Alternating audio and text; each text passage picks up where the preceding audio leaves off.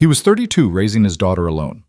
She was 24, running from a wedding she never agreed to. On the morning he joked about taking her along in his old camper van, she said yes before he finished the sentence. No suitcase, no plan, just 6 words that stopped him cold. If I don't leave now, I never will. He had sworn no woman would ever get close to his little girl again. But that trip changed everything. Watch until the end to see what happens. And don't forget to hit like and comment the name of the city you're watching from so I know how far this story has traveled. Well, it. The van wouldn't start on the first try, and Caleb Foster took that as a sign he probably deserved. He sat behind the wheel for a long second with his hand still on the key, listening to the engine cough and die in the cold morning air. The windshield was fogged where his breath met the glass. Outside, the grass in the narrow strip between his driveway and Lila Hart's was still silver with frost, and somewhere past the row of maples a dog was barking at nothing, the way dogs in small Vermont towns tend to do before the sun has really made up its mind. He turned the key again. The engine caught, hesitated, then settled into a ragged idle that sounded a lot like a man clearing his throat after a bad night's sleep. "Okay," Caleb said to no one. "Okay, we're okay." He always talked to the van. He had talked to it the whole 6 months he'd been rebuilding it in the back shed, when Emma was at school and the house was too quiet, and he'd gotten into the habit the way some men get into the habit of drinking or going to church. It was cheaper than either and didn't come with any opinions about how he was doing. He let it warm up. The cabin behind him was mostly finished now. A narrow bed built into the back with drawers underneath, a small fold-out table, a 2-burner propane stove, a cabinet where he'd installed a little basin that drained into a gray water jug. String lights he'd let Emma pick out at the hardware store, the kind with tiny bulbs shaped like pine cones because she'd said pine cones were the most Vermont thing there is. He had laughed at the time. He'd needed to. A year. 1 full year since Rachel. He didn't say her name out loud, not even now, not even in the cabin of a van that had heard everything else he had to say. He'd trained himself out of it the way you train yourself out of a bad habit, the way you stop reaching for the second drink or stop checking your phone at night. Her name wasn't forbidden exactly. It just wasn't useful. The door of the house next door opened. Caleb glanced up through his side mirror, more reflex than curiosity, and saw Lila Hart stepping out onto her porch in a faded sweatshirt that belonged to someone bigger than her, a pair of thick wool socks, and nothing else. She was holding a coffee mug in both hands, the way people do when they're trying to keep warm and wake up at the same time. Her hair was piled on top of her head in a knot that looked like it had happened by accident. One sock had a hole at the heel. He should have looked away. He didn't, not right away, because Lila Hart on a porch at 6:45 in the morning was the kind of detail he'd gotten used to in a way he wasn't proud of. She had moved in 8 months ago, after the old widow Mrs. Crane had finally gone to live with her son in Rhode Island, and at first Caleb had assumed she was one of those summer rental types who'd vanish by October. She hadn't. She'd stayed. She painted, as far as he could tell. Canvases leaning against her porch rail on warm days. Oil paint fingerprints on her mailbox. Once, a pair of paint-splattered jeans hanging from her clothesline for a week because she kept forgetting they were there. She told him, the first time they really talked, that she was finishing an MFA online while she figured out what came next. She'd said it with air quotes, laughing at herself, and he'd liked her for that. 24 years old, 24. He'd done the math in his head that night and then felt ridiculous for doing it. Lila saw him looking. Of course she did. She lifted the coffee mug in a half salute. "You gonna sit in there and rev that thing until my grandmother's china rattles, or are you actually going somewhere?" Caleb killed the engine, rolled down the window because the alternative was yelling. 6:45, he called back. "Your grandmother's china should be used to it." "My grandmother's china is 90 years old and lives in Connecticut. It has opinions." "Tell it I apologize. I'll pass it along." She took a sip of the coffee, watching him over the rim. "Leaving today?" "That's the plan." "Where?" "North, I think, maybe east. I haven't decided." "You're going on a trip and you haven't decided where." "That's the trip." She tilted her head, the knot of hair tilted with her. "That's either very zen or very stupid." "Probably both." "How long?" "A week, give or take." "Emma's with your sister?" He was surprised for a second that she remembered his daughter's name. Then he wasn't surprised because Lila was the kind of person who remembered things. She'd met Emma maybe 4 times, tops. Twice over the fence, once when the mailman delivered Lila's package to Caleb's porch by mistake, once at the town's 4th of July thing where Emma had been obsessed with a stray dog that turned out to belong to the fire chief. Lila had crouched down in the grass at Emma's level and asked the dog's name before she asked Emma's, which Caleb had noticed and filed away without meaning to. "Yeah," he said. "Jenna's got her. They're doing some kind of week-long kid camp thing out in Burlington. Crafts and horses and, I don't know, Emma's been talking about it since March. You need the break." It wasn't a question. "I need the break," he agreed. Lila nodded once, like she was confirming something to herself. "Well," she said, "drive safe. Don't die in a ditch. Text me when you're back so I know to stop collecting your mail." "You're collecting my mail?" "I was gonna. I assumed. That's what neighbors do." "You don't have to." "Caleb." She gave him a look over the coffee. "Shut up and let me be neighborly." He laughed. It surprised him a little. He hadn't laughed at 7 in the morning in a while. "Okay," he said. "Thank you." She saluted him again with the mug and turned to go back inside. Her hand was on the door. The moment was about to be over, and later Caleb would think about how close he'd come to just letting it be over, to rolling up the window and pulling out of the driveway and having a perfectly ordinary week alone on the road, and how different his whole life would have been if he had. Instead, he said, "Hey, Hart." She turned back. He didn't know why he said it. That was the thing he'd come back to, again and again, later. He didn't know why. Maybe it was the sock with the hole in it. Maybe it was because she'd remembered Emma's name. Maybe it was because the van was running and the morning was cold, and it had been a long time since anyone had laughed with him before 8 a.m. "You want to come?" he said. She blinked. "Come where?" "On the trip." A beat. "You're kidding," she said. "Yeah." He rubbed the back of his neck. "Yeah, I am. Sorry, that was weird. Forget I said anything." "No." "No, you're not coming?" "No, I mean, I'll come." Now he blinked. "Wait, what?" "I'll come." She said it again, slower this time, like she was trying it out on her own tongue. "Yes, I'll come." "Leela." "What?"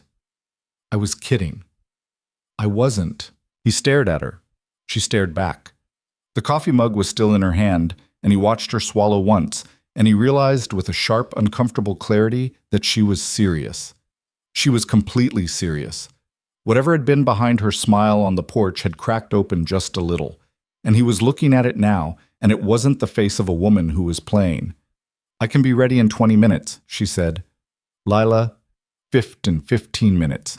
I don't need much." "You don't even know where we're going." "You said you didn't either." "I don't. That's the thing. That's why it was a joke. She came down off the porch.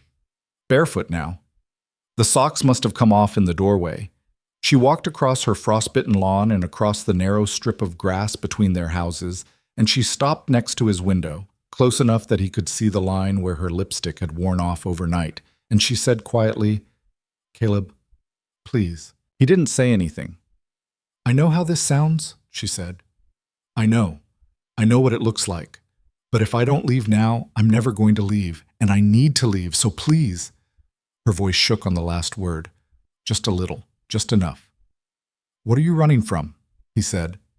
She didn't answer that. She said, 15 minutes, and she turned and she walked back to her porch, and she went inside and the door closed behind her with a soft click that sounded, to Caleb, like a door closing on a whole different version of the week he'd planned. He sat in the van with his hands on the wheel. "Well," he said to no one again. "Shit."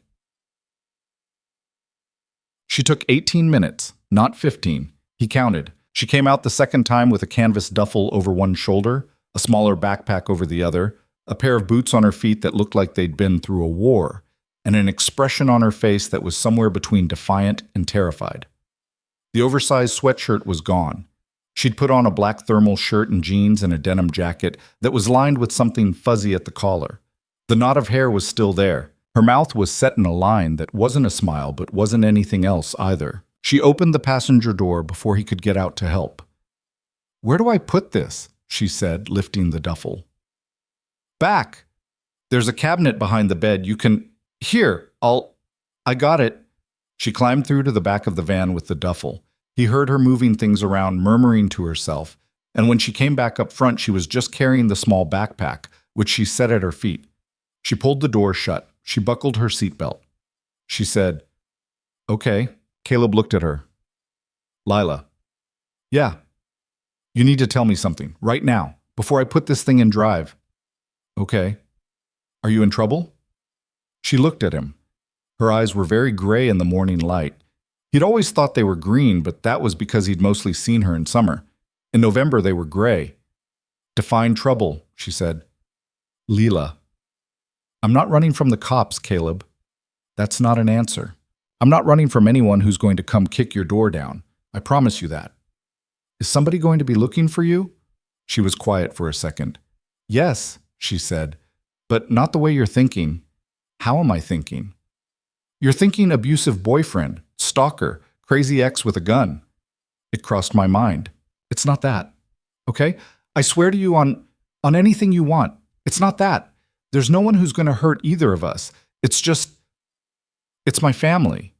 It's complicated. And if I told you the whole thing right now in your driveway at 7 in the morning, you'd tell me to get out of the van, and I wouldn't blame you, but I really, really need you not to do that."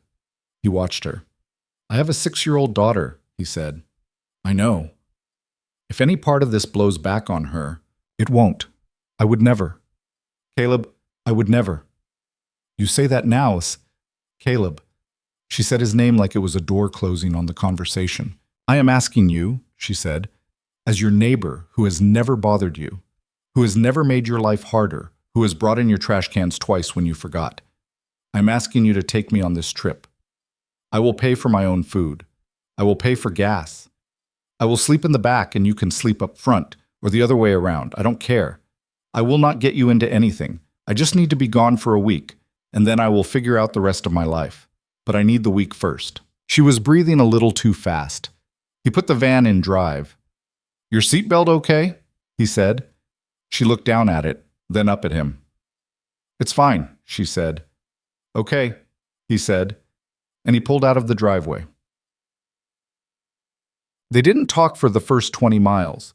The road out of town was the one he'd driven 1,000 times, past the feed store, past the Methodist church with the sagging sign, past the gas station where old Dale would wave without looking up from his newspaper.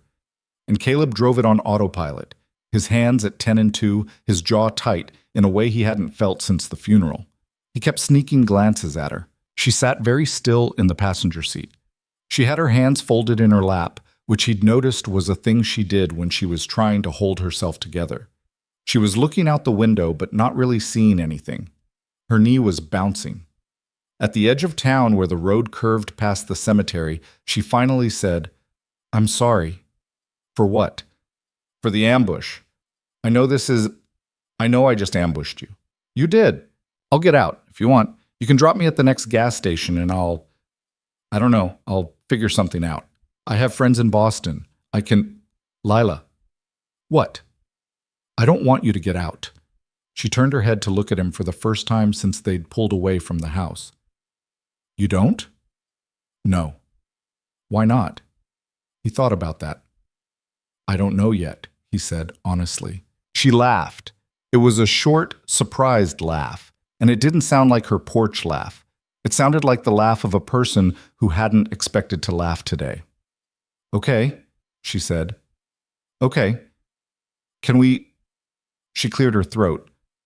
"Can we put music on? Is that okay?"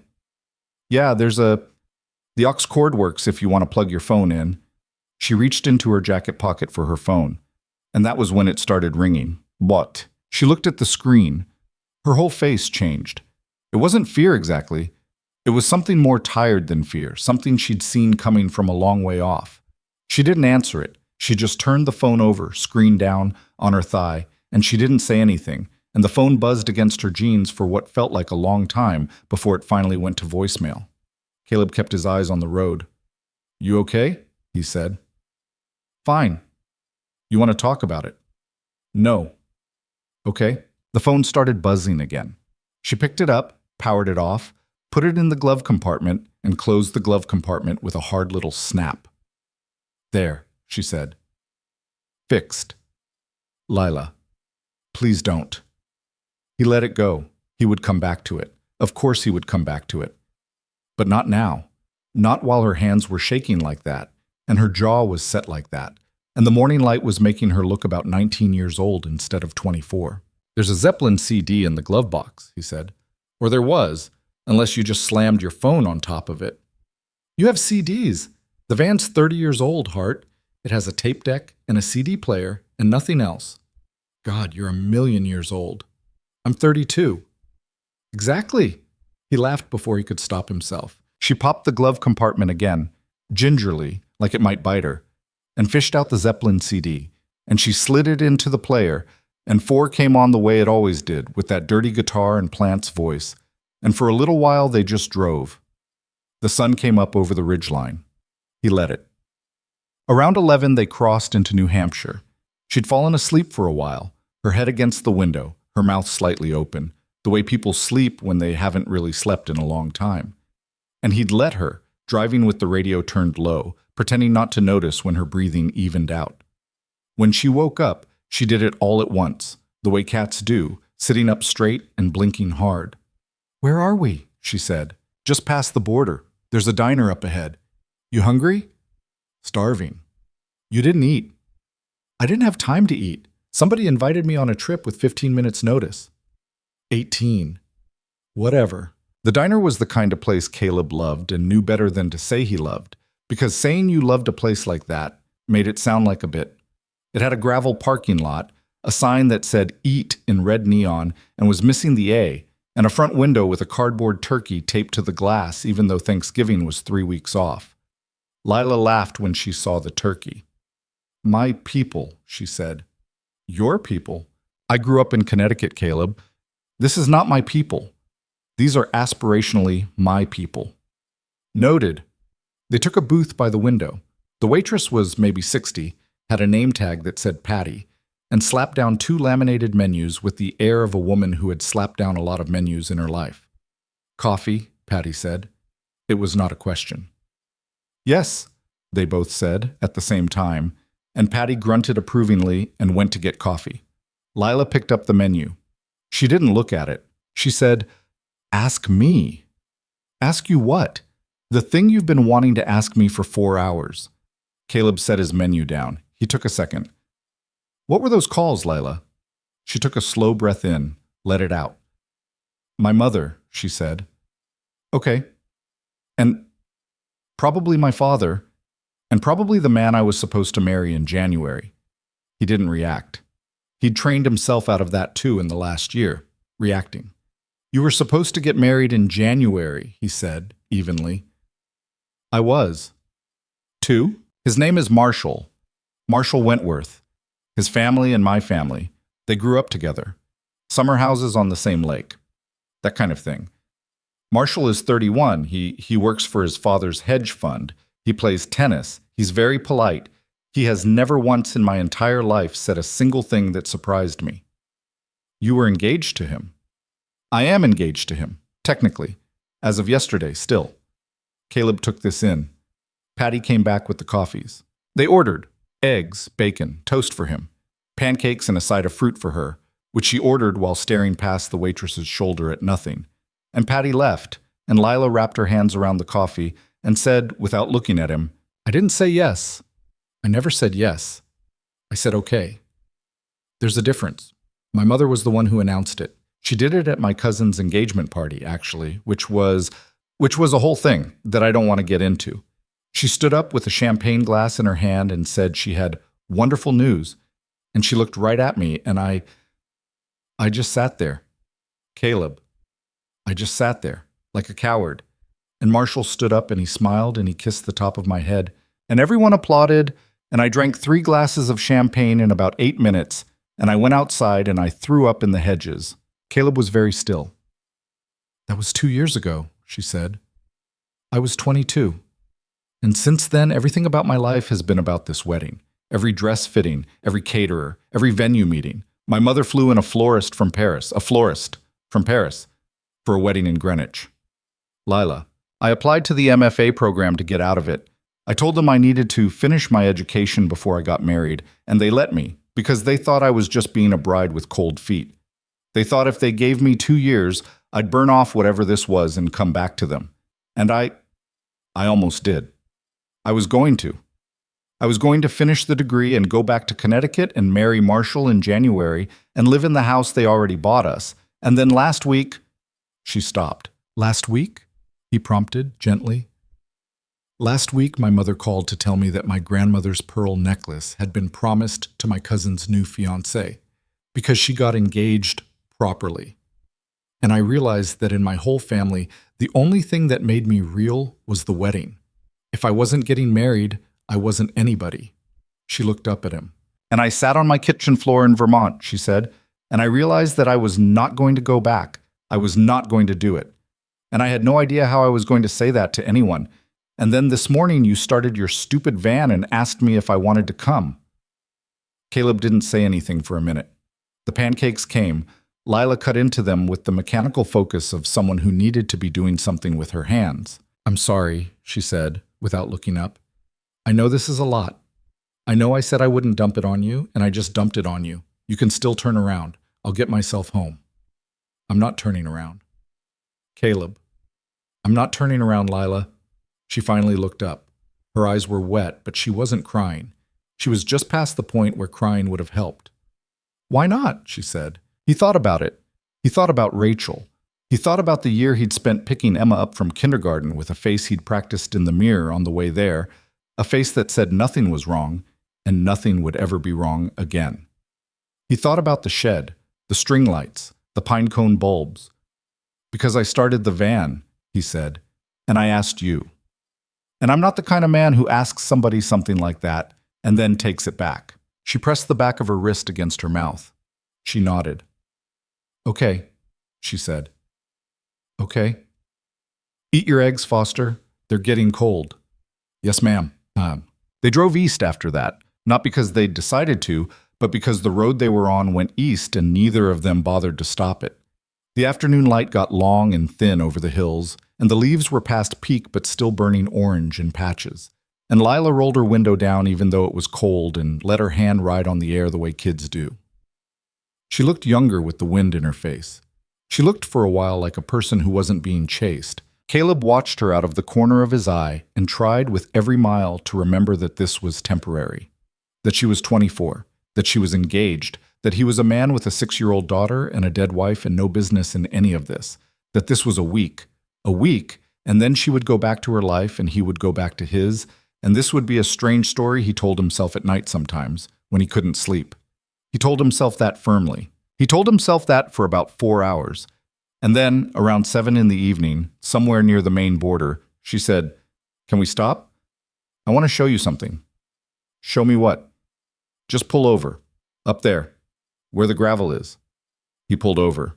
They were at the top of a long, slow hill, and the road dropped away in front of them into a valley full of shadow, and on the horizon there was a seam of pink sky where the sun had just gone down. There was no one else on the road. There were no houses. There was a single crow on a fence post about 50 yards off, and it looked at them for a second and then decided they were boring and flew away. Lila got out of the van. She walked out into the gravel. She tipped her head back and looked at the sky. "Come here," she said. He got out. He came and stood next to her. "What am I looking at?" he said. "Nothing," she said. "That's the point." He looked. The sky was that pink that wasn't really pink color. It got sometimes in November, more of an idea than a color, and above it the first stars were starting, just barely, to prick through. A wind came up the hill and smelled like wood smoke from somebody's chimney miles away. Somewhere, a cow. Somewhere else, a dog. Nothing. She was right. There was nothing here. He felt for the first time in a year like his chest was not a fist. "I haven't stood outside," Lila said, "without anyone watching me in 2 years. He looked at her. "Not once," she said. "There's always someone. A friend of my mother's, a photographer, if it's a family event, my fiancé, my sisters. Somebody. I go to the grocery store and I think about how I'm standing. I get my nails done and I know what my mother will say if I pick the wrong color. I have not been alone in a field in 2 years, Caleb, and I just wanted to stand in one before it got dark, with nobody watching. I'm watching. You're different. Why? She thought about it. I don't know yet, she said. He laughed, quietly. That's fair, he said. They stood there until the pink went out of the sky and the first real cold came down off the hills, and she shivered and he said, Come on, Hart, let's find somewhere to sleep.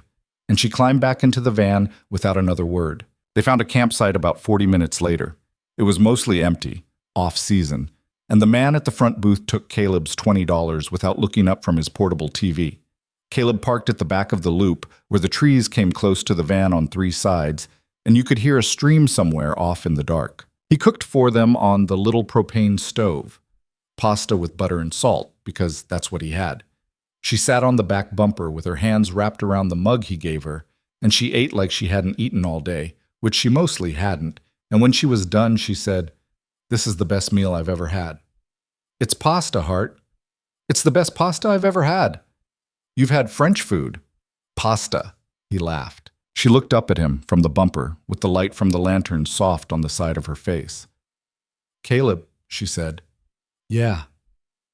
Thank you for not telling me to get out of the van. He didn't answer that for a second. Then he said, Thank you for getting in it. She held his eyes for a beat longer than he was expecting. Then she looked down at her cup. Later, when they went to figure out the sleeping arrangement, she climbed into the back on the narrow bed and he said he'd take the front seat, and she said that was stupid. He was 6 foot whatever. He wouldn't fit. And he said he'd slept in worse places. And she said she didn't doubt it. But still, and they argued about it, quietly, for about 3 minutes, until finally she said, The bed's big enough for 2 people if nobody does anything stupid. And he stood there in the open doorway of the van for a long second, and then he said, Hart. And she said, I'm not hitting on you, Foster. I'm just tired and cold, and I don't want you to wake up with a hernia. Get in the bed. He got in the bed. They lay with their backs to each other. He could feel the warmth of her through the blanket. He could hear her breathing settle. He lay awake for a long time, staring at the ceiling of the van he'd built with his own hands, listening to the stream and thinking about nothing and everything. At some point in the middle of the night, he felt her roll over. He felt her forehead come to rest, lightly, against the middle of his back. She didn't say anything. She was asleep, or close to it. He didn't move. He didn't move for a long, long time. And then he closed his eyes, and he listened to her breathe, and somewhere past the stream an owl called once and was answered, and the last thing he thought, before he finally slept, was that it had been a very long time since he'd shared a bed with anyone, and he hadn't known, until right then, how lonely his back had gotten. In the morning, she was up before he was. She'd made coffee on the little stove, figured out the propane by herself, apparently, and she was sitting on the picnic table in her jacket with the mug in her hands, and when he climbed out of the van blinking, she held up a second mug without looking at him. You take it black, right? She said. Yeah. Figured. He took the mug. He sat down on the bench of the picnic table. The morning was cold and gray and smelled like pine. Where are we going today? She said. He thought about it. I don't know, he said. East still, I guess. The ocean, maybe. You ever seen the Maine coast? No. You want to? She looked at him. Yeah, she said. I want to. He nodded. He drank his coffee. He did not think, right then, about Emma, or about Rachel, or about his sister Jenna, who would call him on Wednesday to check in, or about the job site he was due back at on the 14th, or about the house next door where his quiet neighbor had lived a life he had apparently understood nothing about. He did not think about the phone in the glove compartment, turned off, going, who knew how many voicemails deep by now. He did not think about what would happen when she turned it back on. He drank his coffee. He watched the steam come off the top of her mug and curl up into the gray air and disappear. He thought, this is the best morning I've had in a year. And the second thing he thought, right on top of it, was that there was a good chance he was about to do something very stupid. He drank his coffee anyway. They drove east through Maine with the heater rattling and the sky the color of an old bruise, and for the first hour neither of them said much of anything. Lila had her boots up on the dash, which Caleb would have told anyone else not to do, and she was picking at a loose thread on the cuff of her jacket in a way that looked less like fidgeting and more like she was trying to unravel something she couldn't reach. He let her. He'd learned, in the last 24 hours, that Lila Hart talked when she was ready to talk and not before, and that pushing her was a good way to watch her shut a door he hadn't known existed. Around 9:30, he pulled into a gas station outside a town called Stetson, and while the van drank, Lila went inside and came back with 2 bottles of water, a bag of pretzels, and a postcard that had a moose on it. "For Emma," she said, dropping the postcard into his lap through the driver's window. "Is that weird?" "That's weird. You don't have to give it to her. I just saw it and I thought, it's not weird. It's weird. Heart." "What?" "It's not weird. She'll like it. She's obsessed with moose. She calls them mooses and she will fight you on it." "Mooses is correct. Don't encourage her." Lila smiled, a small, real smile, and Caleb pretended to be very focused on screwing the gas cap back on so he wouldn't have to look at it. He tucked the postcard into the visor above his head, where he kept his insurance card and a picture of Emma at 4 with a popsicle stain down the front of her dress. Lila watched him do it. She didn't say anything about it. But when he glanced over at her, she had her eyes on the visor, and her face had gone soft in a way that made his throat feel tight. They got back on the road. "So," she said, after another 10 miles, "your daughter. What about her?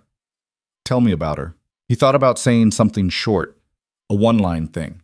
"She's 6, she's great, she likes mooses." That was the version he gave people at the job site when they asked. The version he gave the woman at the bank. The version he gave his dentist. Nobody actually wanted the real answer to "how's your kid?" They wanted the polite answer. He'd gotten good at the polite answer. Lila, though, was looking at him like she wanted the real one. "She's weird," he said. Lila laughed. "That's what you lead with? That's the headline. She's weird. She's a weird little kid and I love her." "Weird how?" He thought about it. "She has this notebook," he said. "It's this. Jenna gave her this notebook for her birthday last year, with like a, whatever, glitter on the cover. I don't know. And Emma writes in it every night before bed. She can barely write. She's 6. But she writes these, she calls them reports. She writes reports every night about what happened that day. Like she's a tiny journalist. Like somebody's paying her." "What kinds of reports?" "Last week she wrote one that said, 'Dad burned the grilled cheese. Again. This is the 3rd time. I am worried about him.'" Lila laughed so hard she had to press a hand over her mouth. "She wrote that. She read it to me, out loud, at the dinner table." "She did not." "She did. She said, 'I have to read you my report, Dad.' And she stood up on her chair and she read it to me and then she said, 'Any comment?' Like I was the mayor." "Caleb." I told her no comment. "What did she write about that?" Dad refused to comment, still worried. Lila was wheezing now. He kept his eyes on the road, but he was grinning, a real one, the kind he didn't get to do much anymore. And the van ate up another mile and then another, and for a minute the only sound was Lila trying to breathe through her laughter and the heater rattling and the tires on the wet road. "She sounds great," Lila said when she could talk again. "She's great." "You're a good dad." He didn't answer that right away. "I'm okay," he said finally. "Some days I'm okay, some days I'm, some days I burn the grilled cheese and she writes about it." "You're good." "Heart. I'm just saying, you're good. You don't have to. Whatever. You don't have to deflect it." "Noted." She watched him for another second. "Can I ask about her mom?" she said quietly. "Or is that a door I'm not allowed to open?" He took a breath. "You can ask." "Only if you want. You can ask, Lila." She was quiet for a second, choosing her words. "What was her name?" she said. He didn't expect that to be the first thing. He expected, "How did it happen?" or "How long has it been?" Because that's what people asked. The people who didn't know any better. Nobody ever asked her name first. It had been so long since anyone had asked him her name first that he'd forgotten what it felt like to be asked, and for a second he couldn't get it out of his mouth. "Rachel," he said. Lila nodded, just nodded. She didn't try to say anything about it. She didn't say, "Oh, that's a beautiful name," the way people did, when what they really meant was, "Please stop making me feel this feeling." She just let the name sit there in the cab of the van, and she let it be his. And after a second, she said, Thank you for telling me. He couldn't speak for a minute after that. He drove. The wipers came on automatically, a small stutter of rain on the windshield, and he was glad of it because it gave him something to pretend to watch. It was a year ago, he said eventually. A year and 2 weeks. She was a runner. She ran every morning since she was 19 years old. She went out one morning and she didn't come back, and it was just a guy. A guy in a truck. He wasn't even drunk. He was just tired. He'd been driving all night from Montreal, and he was tired, and he didn't see her on the shoulder. And that's it. That's the whole story. Caleb. It's okay, I'm okay. I've told it before. You don't have to tell it to me. I want to. He didn't realize that was true until he said it. I want to, he said it again. It's fine. I want you to know. Emma was 5. She's 6 now. Most of what she remembers about her mom is, I don't know, the perfume. She remembers the perfume. And she remembers this song that her mom used to sing in the car that I can't sing because I'm tone deaf, and Emma knows I'm tone deaf. So whenever it comes on the radio now, she says, "Don't you dare, Dad." And I don't. I just let her sing it, and I drive. He stopped. He realized his jaw was tight, and he made it not be. Sorry, he said. Don't apologize. I didn't mean to. I don't usually. Caleb. What? You don't have to apologize to me for saying anything about her. Ever. Okay? He nodded. The rain picked up. Can I tell you something? Lila said. Yeah. When you were talking about the notebook, about Emma's reports, I was sitting here thinking, I hope I get to meet that kid someday. He turned his head. She was looking out the windshield, not at him. Her hand was still on the loose thread. I know how that sounds, she said, fast.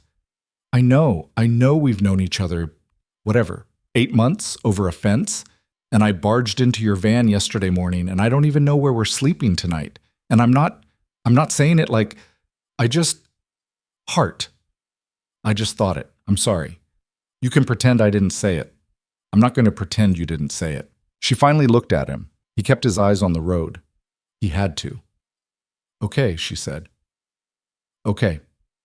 They didn't talk for another few miles after that, but it wasn't the tight, loaded quiet of the early morning. It was the other kind. The kind where two people are sitting with something that has just been placed on the dashboard between them, and neither of them is pretending it isn't there, and neither of them is picking it up yet either. They stopped for lunch in a town called Ellsworth because Lila saw a sign for a bakery and demanded they pull over. It was a squat blue building on a corner, the kind of place with 3 tables inside and a dog tied up outside. And the woman behind the counter was maybe 70 and had the kind of flour-dusted forearms that said she had been making pie before either Lila or Caleb had been born. Lila ordered for both of them without asking. A slice of blueberry pie, a turkey sandwich cut in half, 2 coffees. She paid with a crumpled 20 from the bottom of her backpack and waved off his card when he tried to pull it out. You paid for the gas, she said. I'm paying for the pie. That's the deal. There's no deal. There is now. I just made it. They ate in the van because the rain was steady, and the tables inside were full of old men reading the local paper, and Lila tore the sandwich in half with her fingers and handed him the bigger piece and didn't comment on it. Can I ask you a question? She said, through a mouthful. You keep asking if you can ask. I'm being polite. Ask. How did you end up in Vermont? That's the question. That's the question. He thought about lying. He thought about the polite version, the clean version, the version he gave people at the hardware store when they heard his accent and said, "You're not from around here, huh?" He'd had a whole bit, a little speech. He could do it in his sleep. He didn't want to do the bit. I grew up in Ohio, he said, outside Columbus. I went to Ohio State for a year and I hated it, and I dropped out, and I moved around for a while, and I ended up working construction in Denver, and I met Rachel there. She was a vet tech. She came from Vermont. Her mom still lives up there, actually, Jenna, my sister. She doesn't. Jenna came out to be near us. But Rachel's mom is still up in the house Rachel grew up in. And after Rachel and I got married, we wanted to be back, where she was from. So we moved. I never left. After. Her mom, Lila said carefully, do you still... Yeah, she comes over on Sundays. She has Emma every other Saturday. His voice caught. He cleared it. She's a good woman. She didn't, she lost her daughter, and she could have lost Emma too because I'm just the son-in-law. She could have made my life hell if she wanted to, and she didn't. She just kept showing up every Sunday with a casserole. Caleb, what? I keep almost crying today. Yeah, me too. She laughed. It was a wet laugh, but it was a laugh. Heart. Yeah. I'm going to ask you one now. Okay?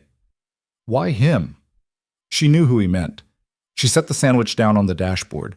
She wiped her hands on her jeans. She took a breath that was longer than the question deserved and shorter than the answer required. Because I was tired, she said. Tired of what? Fighting my mother. Just fighting her. She wanted it. She wanted it so badly, and I was tired, and I thought, he's not a bad person. Marshall, he's not cruel. He doesn't yell. He's a person who has never been told no by anyone in his whole life, and so he doesn't know how to hear it, and I thought I could learn to love someone like that. I thought people did it all the time. I thought that was most marriages, frankly. I thought the love stuff was a lie. They sold you in the movies, and the real thing was making a life with a reasonable person who didn't hit you. And that was Marshall. He's reasonable. He wouldn't hit me. That was the bar.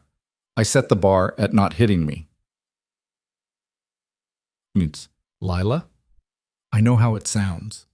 It sounds like you were drowning. She pressed her palm against her mouth for a second. Yeah, she said from behind her hand. Yeah, that's what it was. When did you know you couldn't do it? She laughed, a small, ugly laugh. Last Tuesday, she said, in a grocery store, in the pasta aisle. I was buying penne and I saw this woman, this older woman, maybe 60, maybe 65. She was alone. She had like 4 things in her basket, and she was taking her time, reading every box. And I thought, she looked so happy. She looked so peaceful. She was reading the back of a box of penne and a price chopper at 3 in the afternoon, and she looked like the happiest person I had ever seen in my life. And I stood there, and I realized that she was what I wanted to be when I was 60, and I was never going to get there if I married Marshall, because Marshall would never let me be alone in a grocery store. He would never let me read the back of a box. He would have an opinion about the pasta, about the time of day, about what I was wearing to the price chopper. And I realized I had about 40 years of opinions ahead of me, and I left the cart in the aisle. I just left it. I walked out to my car, and I drove home, and I sat on my kitchen floor, and I cried for about 4 hours. And then I turned off my phone. And then I didn't turn it back on until you asked me if I wanted to come on a trip. Caleb was very still. You hadn't turned it on in a week. I turned it on yesterday, when I got in the van. I was going to, I don't know, tell someone, my sister maybe. My sister's not so bad. She might have helped me. But then it started ringing in your van and I just shut it off. How many missed calls? I don't know, 40, 50. I didn't look. Jesus, Lila. I know. You can't just disappear for a week. Your family's somebody's going to call the police. My mother would never call the police. Why not? She'd be too embarrassed. Police means a report. A report means her name in the paper. She'd rather I was dead in a ditch than in the Greenwich time. I know what it is. He exhaled. Heart. What? You need to turn the phone on. Caleb, not to answer them. Just to, your sister. Your somebody. Somebody who's going to love you whether or not you marry Marshall. You need to tell that person you're okay. She looked at him for a long second. Why do you care? She said. It wasn't a challenge, it was an actual question. He thought about it. Because if Emma disappeared for a week and I didn't know where she was, I would lose my mind, he said. And somebody out there loves you the way I love Emma. Maybe not your mom, maybe not your dad, maybe just your sister, but somebody. And they're losing their mind right now. Her eyes got shiny. She didn't cry, but they got shiny. Fine, she said. Fine? I'll text my sister. Not today. Tonight. When we stop. Okay, but just her. Just her. And I'm not telling her where I am. You don't have to. Good. She picked the sandwich back up. She took a bite. She chewed. She said with her mouth full, "You're bossy." I have a 6-year-old. I'm allowed to be bossy. Did you boss Rachel around? No. No? Rachel bossed me. It was the whole arrangement. I like that. I figured you would. Yet, they pushed on that afternoon, and the weather turned on them. The rain that had been a drizzle became a steady hammering, and by the time they crossed into the stretch of coast between Ellsworth and the little towns past it, the wipers were struggling to keep up, and Caleb had both hands tight on the wheel in a way that Lila noticed and didn't comment on. They stopped twice, once for gas and once because she needed a bathroom, and in between she slept with her cheek pressed against the seatbelt and her mouth slightly open, and he glanced at her every few miles and then made himself stop. The rain finally eased around 4, just as they were coming into a town Caleb had never heard of, a bare strip of coast road with a single flashing yellow light and a gas station that doubled as a diner that doubled as a general store. The ocean was right there, a gray rolling wall of it, maybe 200 yards off through the trees. He could smell it through the vents. Lila woke up when the van slowed, and she blinked at the windshield, and she said, "Is that it?"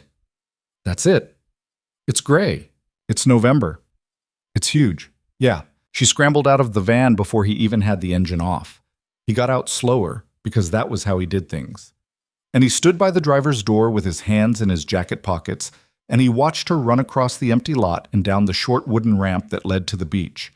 And he watched her slow down at the edge of the sand, and then stop, and then walk, and then stand at the waterline with her hands on top of her head, like a person who had just finished a long run. He came up behind her eventually. She didn't turn around. "I have never," she said quietly, "seen the Atlantic from the north." "No? Only the Hamptons, and that's not the ocean. That's just a pool with sand in it. This is different." Yeah. She was shivering. He could see it in her shoulders. He pulled off his flannel. He had a thermal under it, and he dropped it around her without asking and without making a thing of it, and she pulled it tight around herself, and she didn't say thank you, which was somehow better. They stood there for a while. A gull worked the line of the surf off to their left, looking for something. "I was supposed to honeymoon in Bora Bora," Lila said. "Of course you were." "Shut up. I'm just saying, of course you were. This is better. Hart, this is a gas station parking lot in November. This is better." He didn't argue with her. He just stood there, next to her, with his hands in his pockets, and he watched her watch the water, and he thought about all the things he'd imagined doing with this week when he'd planned it, in the shed, with the string lights and the pine cone bulbs and a thermos of bad coffee next to him. He had imagined a lot of quiet, a lot of thinking about Rachel, a lot of slow, painful healing in a van that smelled like sawdust. He had not imagined this. He had not imagined, even once, that he would stand on a gray November beach with a woman in his flannel shirt who had asked the name of his dead wife before she asked the name of the town he was from. "Come on," he said eventually, "let's find somewhere to sleep." "Where?" "I don't know. There was a sign for cabins up the road. Maybe." "Cabins cost money. I have money." "Caleb? Hart? I can pay." "I know you can." "Then let me do something nice for you." She opened her mouth. She closed it. "Okay," she said. The cabin place was down a rutted dirt road about a mile past the beach, a cluster of 8 tiny wooden boxes arranged in a crescent around a gravel drive, with a main office that was just a converted mudroom stuck on the side of a bigger house. The woman who checked them in was maybe 50, wore a Red Sox sweatshirt that had seen better decades, and looked at Caleb and Lila over her glasses for a little longer than was strictly necessary. "Couple?" she said. "No," Caleb said. "2 rooms, then. If you got 'em." She did.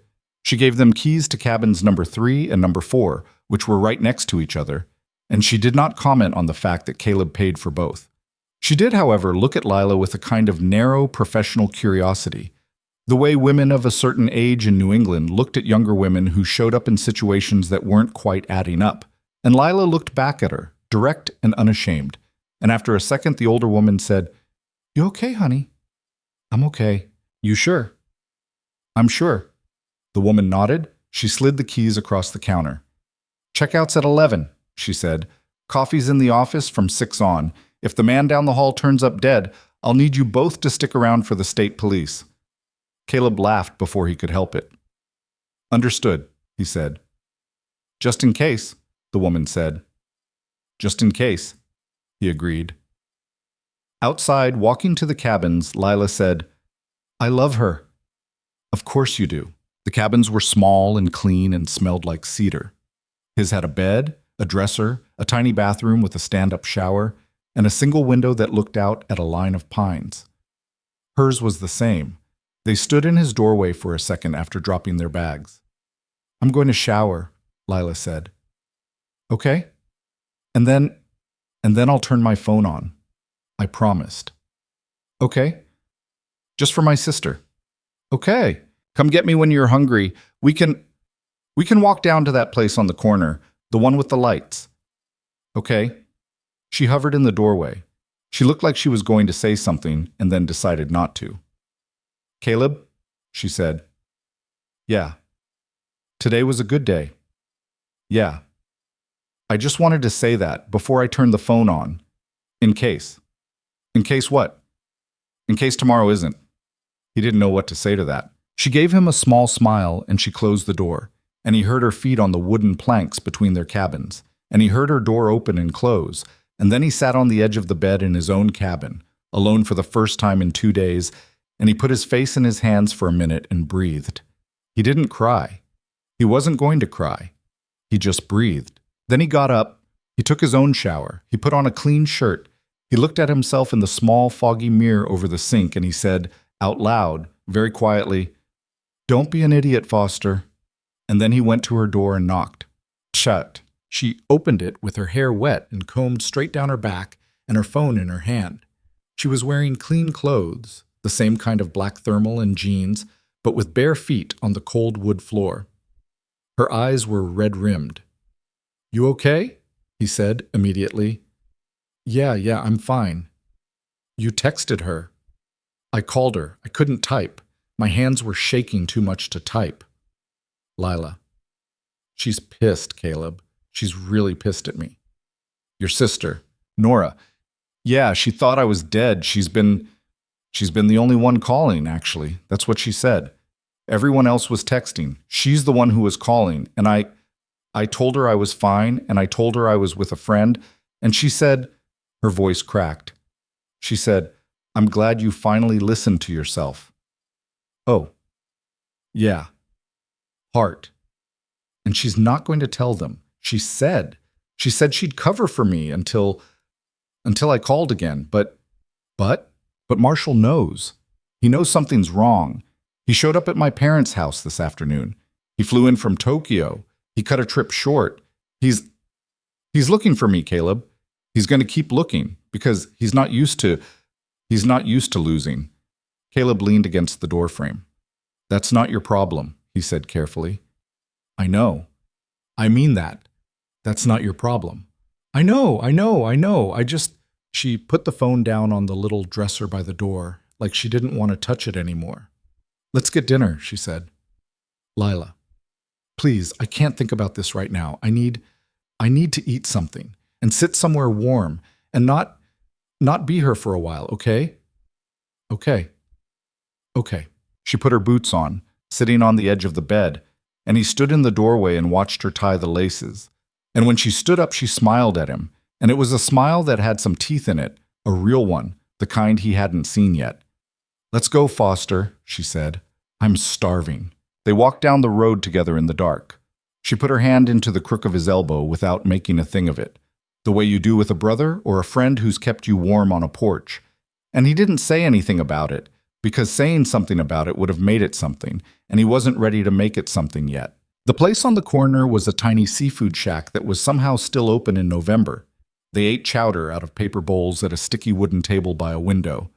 And she told him about the first painting she ever sold, which was of her dog, which was a bad painting, and he told her about the first house he ever helped build, which was his uncle's, in a town called Bellefontaine, and how the roof had leaked for 2 years until his uncle finally let him fix it right. She laughed a lot. He laughed some. And outside the window, the rain started up again, and the wind came up off the water, and Caleb thought about how strange it was that a day that had held so much weight could also hold this, a paper bowl of chowder, and a woman laughing at a story about a leaky roof, and the rain on the window of a seafood shack in a town he did not know the name of. When they walked back to the cabins, she kept her hand in his elbow. She didn't let go, not at her door, not until the very last second before she stepped inside. And she didn't say goodnight exactly. She just looked at him, a long look, the kind of look that meant something she wasn't ready to say out loud. And then she closed the door very quietly, and Caleb stood on the little wooden porch between their two cabins for a full minute before he went inside his own. He lay on his back in the dark in that bed that smelled like cedar. He thought, this is the part where a smart man turns around tomorrow morning and takes her home. He thought, I'm not going to be a smart man tomorrow. Somewhere outside, on the road, a truck went by slow, its headlights sliding across the ceiling and then gone.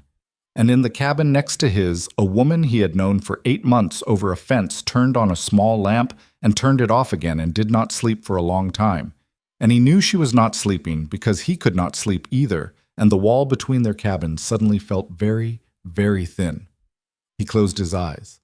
He did not open them again for a long time. And when he did, the rain had stopped, and the first gray light was coming in under the curtain, and he could already hear her next door, moving around, making coffee on whatever little machine her cabin had.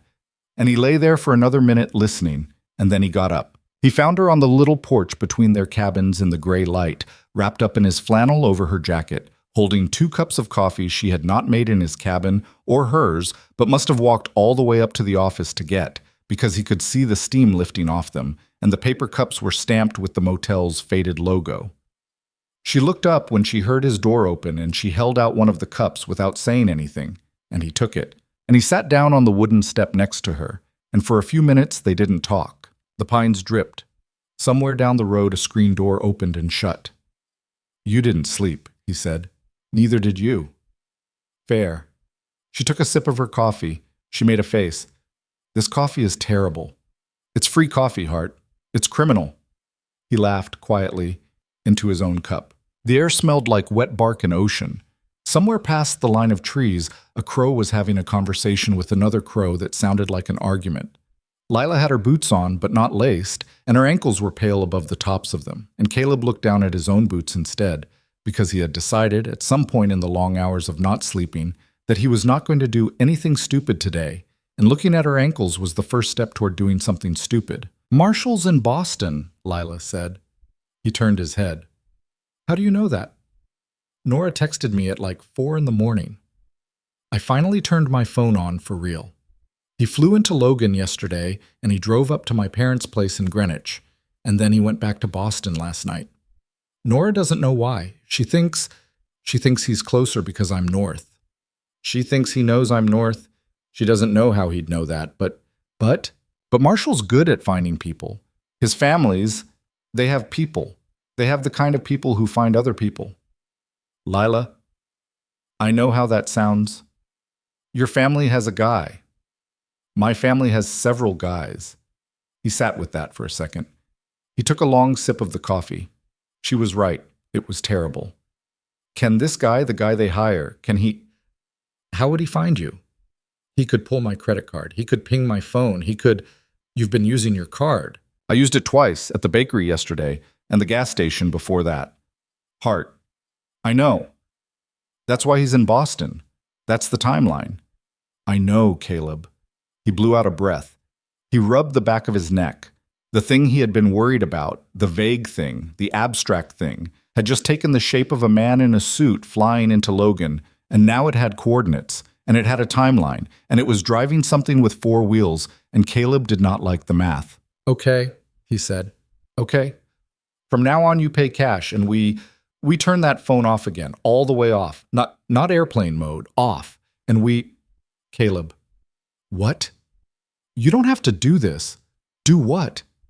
Plan this. Like we're like we're running from something. You don't have to. This is my mess. I can us. Hart, I'm already in the van with you. I was in the van with you about 20 miles back. The time to not be in the van with you has passed. I could still get a bus.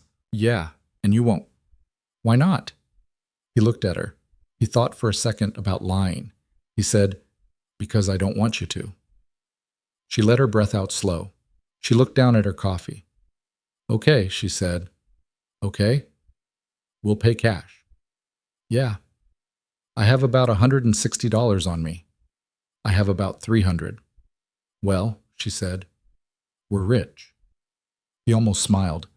Finish your coffee, he said. Let's go. They were back on the road by 7.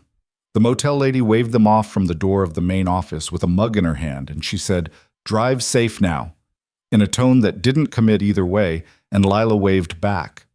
Once they were out on the coast road, Caleb pulled into the first cash machine he could find and took out $400 he probably couldn't afford to take out. And when Lila started to protest, he put his hand up. We can argue about the money in March, he said. We're not arguing about it this morning. She let it go. They drove north along the coast because going south would have put them closer to Boston, and Caleb didn't say that out loud, but he didn't have to. The road bent and unbent itself along the water, the ocean gray and flat through the trees on their right, and they passed lobster pounds that were closed for the season, and shuttered ice cream stands, and one little gas station with a hand-painted sign in the window that said, Worms and Coffee, which made Lila laugh so hard he had to pull over so she could catch her breath. Worms, she gasped. And coffee, together, like a combo. It's Maine, Hart. I love it here. You've been here 18 hours. I love it here. He loved her a little for the laughing. He made himself not think that sentence. Around 11, the van started making a sound he didn't like. It was a small sound, at first, a kind of tick on the left, somewhere in the front end.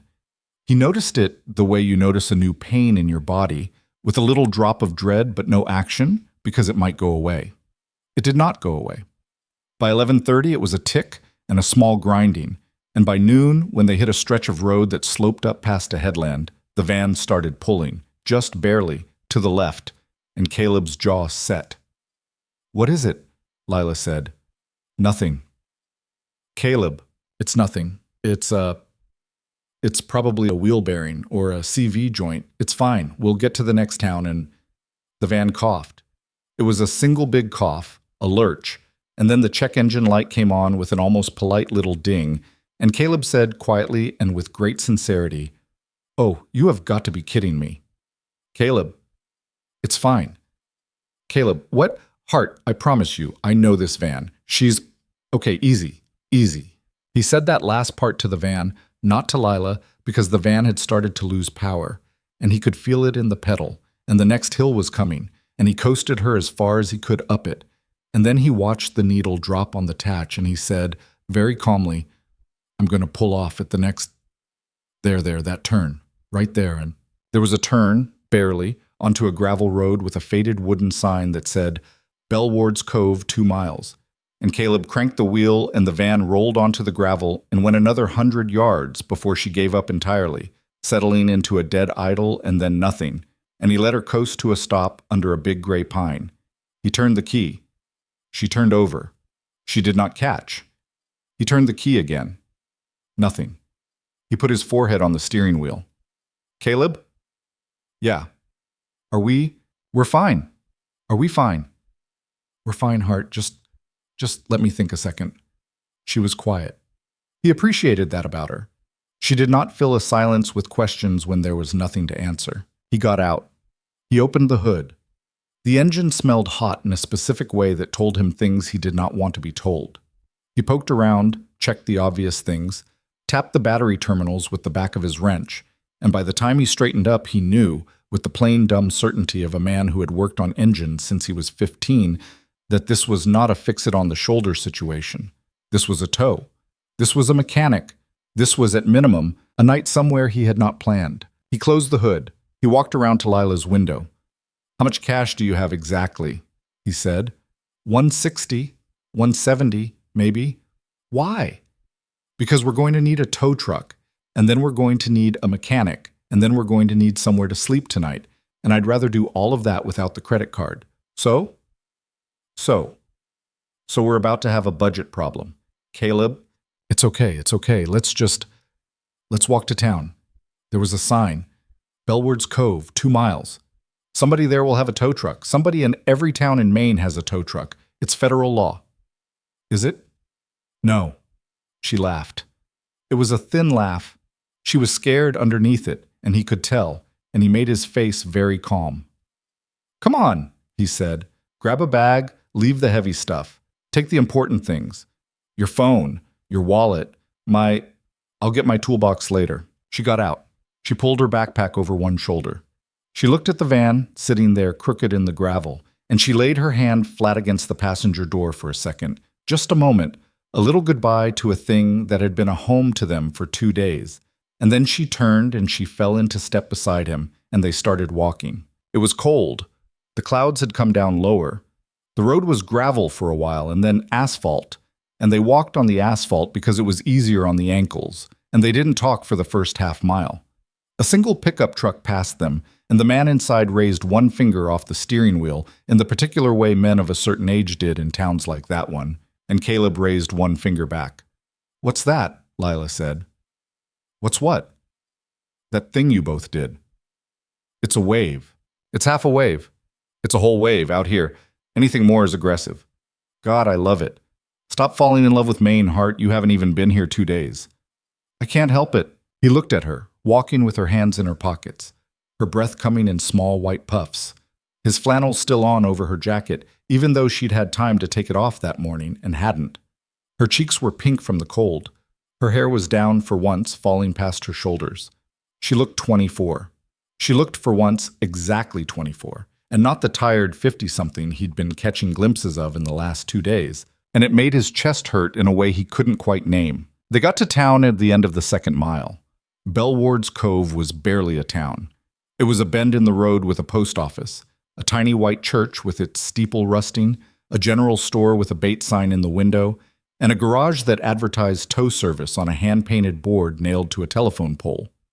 The garage was called Ruel's, and the man who came out of it in a greasy coverall when they walked up was presumably Ruel. Ruel was maybe 70, wiry, with a salt and pepper beard he had not shaved in a week, and eyes that sized up Caleb and Lila in about 3 seconds, and arrived at conclusions that Caleb could read on the old man's face like a book.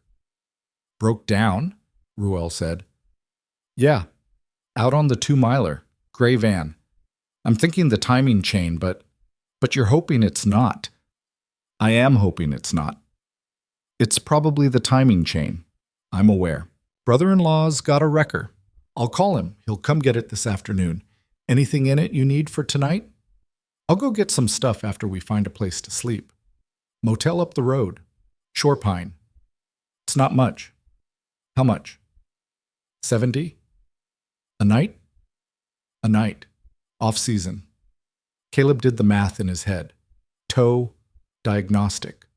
Possibly parts, possibly days. He felt his shoulders tighten. 1 room? Ruel said. Lila said, 1 room. At the same time, Caleb said, 2. And they looked at each other. Caleb. Lila. It's $70, Caleb. Yeah, I heard him. It's $70 times however many nights this is. He looked at Ruel. Ruel, to his credit, had become very interested in a spot on the asphalt near his boot. Fine, Caleb said. 1. Said Ruel. They walked up to the Shore Pine. It was not much, exactly as advertised. A low cedar-shingled building with 8 doors and a gravel lot, set back from the road under a cluster of the kind of pines that had been leaning toward the ocean for 100 years. The woman at the desk was younger than the motel lady from the night before, maybe 40, with a baby on her hip and a paperback open face down on the counter. She took Caleb's cash. She gave them a key. Room 6. Room 6 had 1 bed. It was a full-size bed, not a queen, a full. With a quilt on it that looked hand-sewn, and 2 pillows, and a single nightstand, and a small TV on a dresser that was older than Caleb was, and a bathroom the size of a broom closet. The window looked out at the ocean, through the trees, a gray gleam of it. Lila dropped her bag on the floor. She sat down on the end of the bed. She let out a long, slow breath. Well, she said, yeah, this is the cheapest place I have ever slept in my life. Hart, I love it. He laughed. He was standing in the doorway, still, and he closed the door behind him because the cold was coming in. And then he was in a room with one bed and Lila Hart, and he was very aware of both of those facts. I'm going to go get your bag from the van, he said. Caleb, I'll be an hour. Ruel said the wrecker would be there this afternoon. I want to meet it. Walk it to the garage. Make sure nothing walks off the van on the way. Nothing's going to walk off the van, Caleb. We're in a town of 46 people. Still. You want to be alone for an hour? He looked at her. Yeah, he said. Okay. I'm not running. I know. I know. Go. He went. He walked the 2 miles back out. The walk did him good. He thought about Emma, which he hadn't let himself do for a day and a half.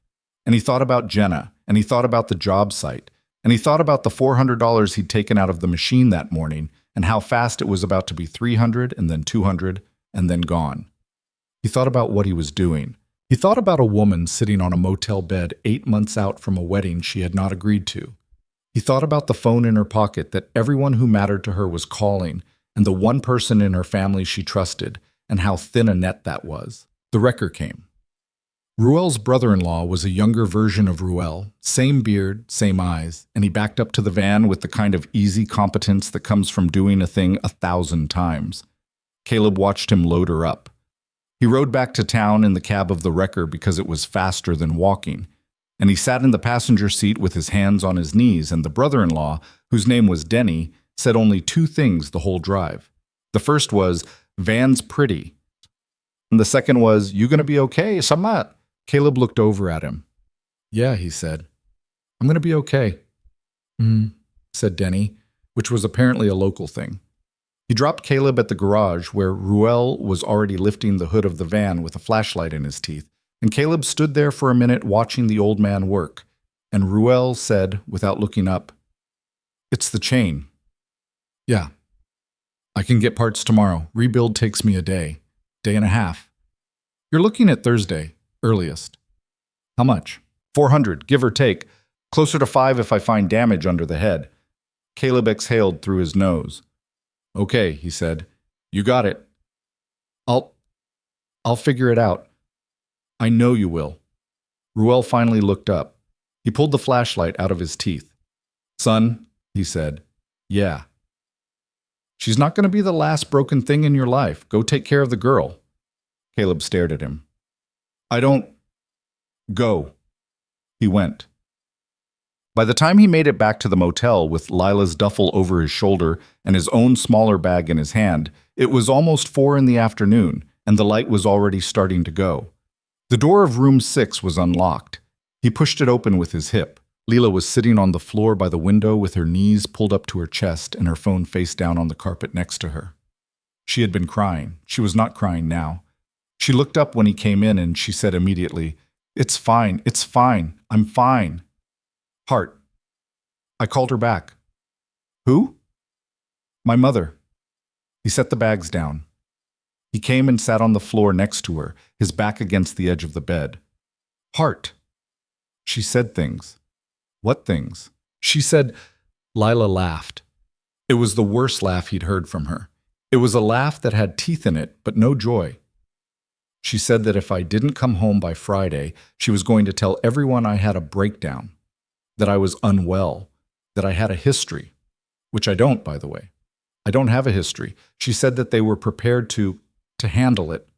That word. Handle. She said Marshall had been so patient with me and so understanding, and it was time for me to stop being a child. And when I told her I wasn't coming home, she said, "Lila." She said, "You are not my daughter if you do this." He let out a breath. "Hart." And then she hung up. Jesus, Lila. And then I called Nora, and Nora said, "She'll take it back. She always takes it back. Come home." And I said no. And Nora said, "She'll take it back, Leela. She always does. Come on." And I realized that Nora has been has been taking it back her whole life. That's her whole. She's taken it back so many times she doesn't even remember what the original thing was. And I'm not going to do that. I'm not. I would rather. She stopped. She pressed the heel of her hand into her eye. I would rather not have a mother, she said, than have that one. He didn't say anything for a long moment. He reached over very carefully and he put his hand on her back, flat, just his palm between her shoulder blades. He didn't rub. He didn't pat. He just laid it there, still, and he felt her take a long breath under it and then another one. And after a while, her shoulders came down off her ears. I'm sorry, he said quietly. For what? For all of it. It's not your fault. Still, she turned her head. Her cheek came down on her own knee. She looked at him from a few inches away. Caleb, yeah, I'm scared. I know. I don't know what I'm going to do. You don't have to know tonight. Everyone keeps telling me what I'm going to do. My mother, Marshall, even Nora, she's doing it. Come home, come home, come home. And it's like nobody has asked me what you want, what I want. Yeah. Okay, he said. Okay, what do you want? She looked at him for a long second. I don't know yet, she said. Okay. Is that okay? Yeah, of course it's okay. I feel like I'm 24 and I don't know what I want and everybody wants me to. Heart, I'm 32 and I don't know what I want half the time. You want Emma. Yeah, that's what you want. That's what I want. Caleb, that's the whole thing. You have a thing you know you want, and everybody else knows what they want, and I don't. And I just wanted to go somewhere where nobody was asking me for a week. He was quiet. You know what I want right now, he said. What? Food. She laughed, a wet sputter of a laugh, and she wiped her face on her sleeve. You're so emotionally useless, Foster. I'm a contractor, Hart. What did you expect? I can't believe you. Let's go get dinner. Come on. Up. He stood. He reached his hands down to her. She took them. He pulled her up, and for a second they were close enough that he could see the wet streaks on her face, and she was looking up at him with her face full of something he did not want to name, and he thought very clearly, now would be the stupid thing. Now would be the stupid thing, Foster. He stepped back. Food, he said. Food. They ate at a diner attached to the general store. It was the only place open in Bellward's Cove in November at 5 in the afternoon, and the menu was 4 items, and they ordered the meatloaf because the waitress, who had one long braid down her back and a baby face behind a pair of reading glasses, said, I'd get the meatloaf. And neither of them had the energy to overrule her. The meatloaf was good. The potatoes were better. They ate and they didn't talk about the mother or Marshall or the van or anything that weighed more than a potato. And after a while they were laughing again. A little, about nothing. About the dog that the diner owner had apparently named Janet. About the fact that Caleb had a cowlick that stuck up in the back and didn't know it. About Emma's latest report, which Caleb read to her off his phone from a picture Jenna had sent.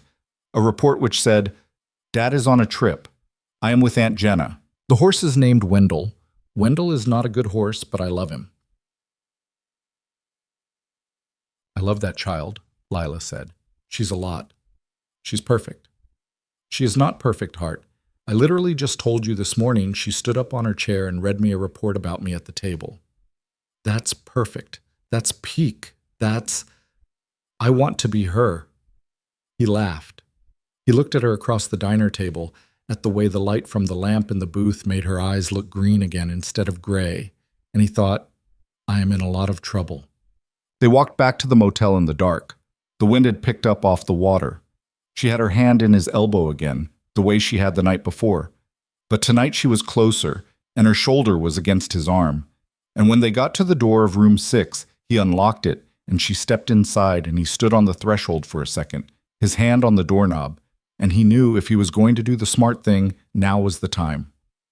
Caleb, she said from inside the room. Yeah. Come in. Close the door. It's freezing. He came in. He closed the door. She sat on the edge of the bed. She took her boots off. She took the flannel off. His flannel. It had been on her for 30 hours. And she folded it carefully and set it on the chair by the window. And then she sat there for a second with her hands in her lap. He sat down in the chair across from her. "Talk to me," she said. "About what?" "About you. About why you're being weird." "I'm not being weird. Foster, I'm being careful." "About what?" He rubbed his face. "Hart, you know what? Tell me anyway." He leaned forward, elbows on his knees. He looked at the floor.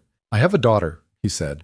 "I have a 6-year-old daughter who has lost one mother already, and I do not get to mess this up. I don't get to bring people in and out of her life. I don't get to have a week-long something with a woman who might go back to her fiancé on Friday and then try to explain to my kid why she doesn't live next door anymore. I'm not going back to Marshall. You say that now. Caleb, you say that now, Hart, and I believe you. I do. But you are 24 years old and you are 48 hours into the first real act of yourself that you have ever done. And I am somebody you could use right now. I am the convenient, I am the guy with the van. I am not a forever guy in your life. I'm the escape, and I know that. And I can't be that. Not to Emma." There was a silence. She was very still. "You're not the guy with the van," she said. "Hart, you're not the guy with the van, Caleb. You think if this was about the van, I would still be here? The van is in the shop. The van is not a thing anymore. I am still here. You are here because you are stuck here. I am here because I want to be here, with you. You don't tell me what I don't know, Caleb. That's what my mother did for 24 years. Don't you do it too?" He stopped. He had been about to say something. He closed his mouth. "I'm not asking you to promise me anything," Lila said. Her voice was very low. "I'm not asking you to marry me, Caleb Foster. I'm not asking you to let me meet your daughter tomorrow. I'm not asking you for any of that. I'm asking you to stop pretending that this isn't happening, because it's happening to both of us. And I'm tired of being the only one saying it out loud." He looked up at her. She was sitting on the bed. Her hands were in her lap. Her face was very open. Not pretty, not in that moment, not the porch smile face or the diner laugh face. It was the face of a person who had just taken every guard off, all at once, and was waiting to see what happened. "I'm scared," he said. "I know. Rachel. I know. I am scared I will love you and something will happen to you. I am scared that one morning you will go for a run and you will not come back. That is a thing that I know is possible. Now, it was a theoretical thing before for most people, and now it is a real thing for me, and I do not know how to be a person who just lets that be a real thing, Hart. I do not know how." She stood up. She came and knelt down in front of him. She put her hands on his knees. "Caleb," she said. "Yeah. I'm not asking you to be unafraid. I'm asking you to let me be here with you while you are afraid." He closed his eyes. "Lila. Yeah. I don't know how to do this. Nobody does. I don't want to need you. I know. I am going to need you. I know." His hands went, without deciding to the sides of her face. He held her there very lightly, his thumbs on her cheekbones. He could feel her breathing. He could feel the wet of her eyes where he had moved his thumbs up too high. "Hart. Yeah. I need you to be sure. I am sure. You cannot start this and go back. I know. This is not a trip anymore. I know. I know, Caleb, I know. Kiss me, please." He kissed her. It was not a big kiss. It was not a movie kiss. It was a small, careful thing, the kiss of a man who had not kissed anyone in a year, and a woman who had not kissed anyone she wanted in longer than that, and it was shaky and imperfect, and his hand was trembling a little on her face, and her mouth tasted like the coffee from dinner. And when he pulled back, she pressed her forehead against his, and she didn't move for a long time, and he didn't move either. She breathed. He breathed. "Okay," she said, finally. "Okay. Okay." She laughed, a wet laugh, and she wiped her face. "Your floor is hard," she said. "Yeah, sorry." "Move." He moved. He got up off the chair. She sat down on the bed. He sat down next to her. He put his arm around her shoulders, slowly, the way a man does when he has not put his arm around anyone in a long time, and she leaned her whole weight against his side. And they sat there on the edge of the bed in a motel in Bellward's Cove, Maine, with a broken van and a garage down the road, and a family 2 states away, and a daughter in Burlington who was reporting nightly on a horse named Wendell. And Caleb Foster held a woman named Lila Hart against his shoulder in the dark. And he did not know what any of it was going to mean tomorrow, and for one long quiet minute he let himself not know. Outside, past the thin window, the wind came up hard off the ocean and pushed against the glass, and somewhere past the pines a gull called once and was not answered. She shifted under his arm. She tucked her feet up onto the bed. She put her hand, flat, against the center of his chest, right over his heart, and she left it there. She did not say anything. He did not say anything. After a while she fell asleep that way, sitting up against him, her hand on his chest, her breathing slow and even, and he stayed very still so he would not wake her. The lamp on the nightstand hummed. A car went by outside. The heater kicked on, then off, and Caleb sat there in the half-dark with a woman asleep against his shoulder, and he closed his eyes. And he did not sleep, but he rested for the first time in a year in the full and simple weight of somebody else's trust. She woke up before he did, for the first time since they'd started this, and she took a long minute just looking at him.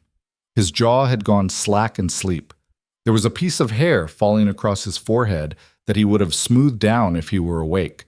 And because he wasn't, she reached up and did it for him, barely a touch, just enough to move it out of his eyes. He didn't stir.